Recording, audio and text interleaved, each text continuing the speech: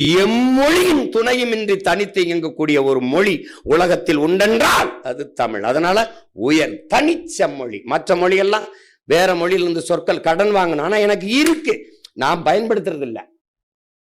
ஜன்னல்ங்கிறோம், சாளரம்னு இருக்குது இல்லையா? இப்ப இது மைக்குன்றோம், ஒளி வாங்கின்னு இருக்குது. எனக்கு எல்லாத்துக்கும் சொற்கள் இருக்கு, நம்ம பயன்படுத்துறதில்ல. அப்படிப்பட்ட மொழி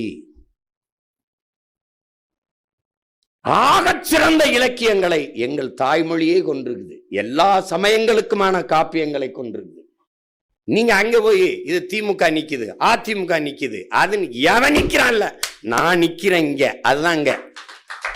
ஏன் நீ புலி 1000 விலங்குகளோட நின்னாலும் தனிச்சு நிக்கிற திமிரோட நிக்கும்.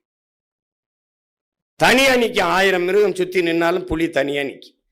தனித்து நின்றாலும் 1000 மிருகங்களோடு நிக்கிற திமிரோடு நிக்கும். அப்படி நீ அங்க போய் நின்னு